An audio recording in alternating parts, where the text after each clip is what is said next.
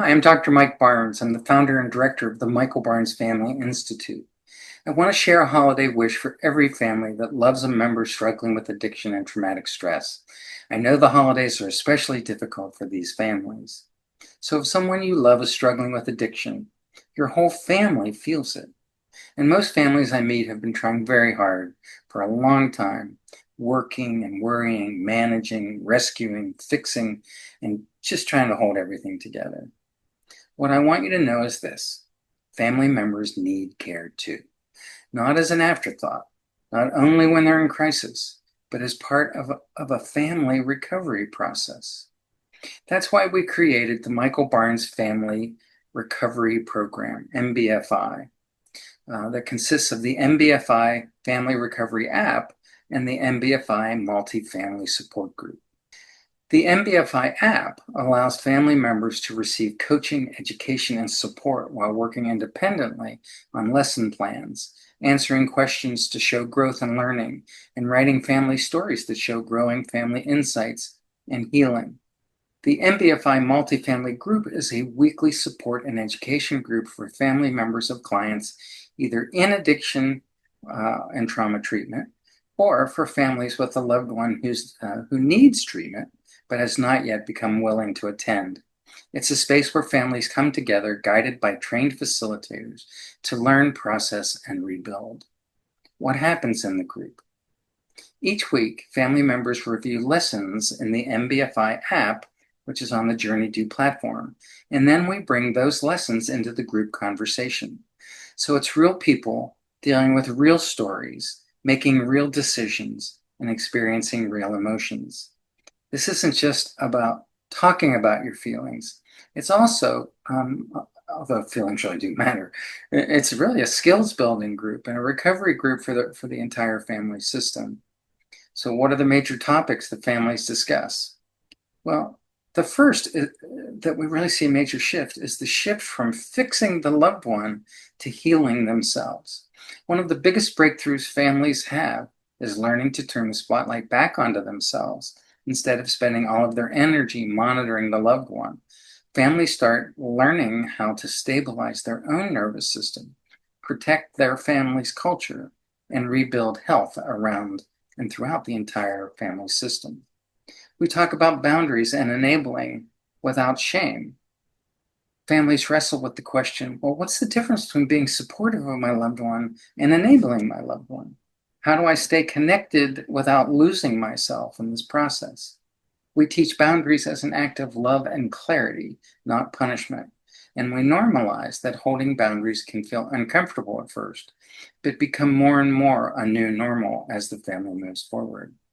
Families learn about the trauma responses that they have and why they feel stuck.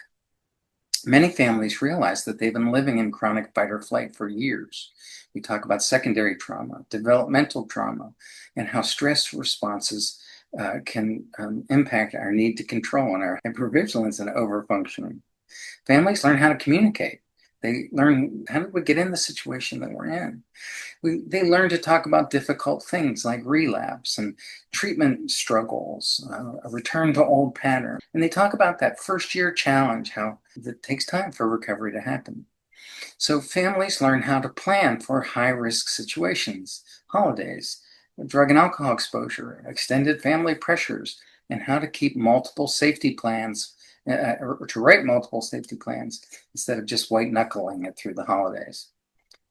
What growth do we observe over time? Well, one of the most encouraging things about the group is the growth we see as the weeks go by. At first, most family members arrive a bit overwhelmed, consumed by the fear and guilt, confusion, constant urge to control outcomes. But over time, we see families begin to shift. They shift from being in a crisis mode to being more clear in their thinking and able to make informed decisions, from feeling isolated and alone to being part of a bigger community, and from reacting to every little stressor to regulating their autonomic nervous system and thinking clearly. They focus on, how do I fix myself rather than how do I fix my loved one? How do I become a leader in this family in the movement towards recovery?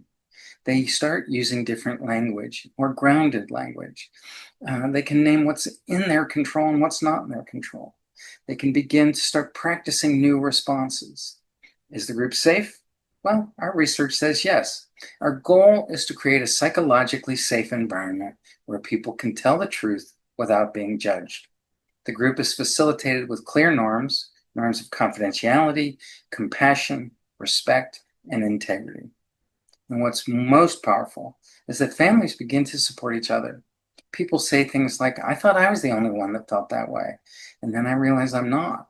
They hear another person or parent or partner describe the same fear and the same exhaustion, the same love, and they feel less alone. So, in closing, if addiction's been pulling your family apart, we want you to know healing's possible, and you don't have to do it alone.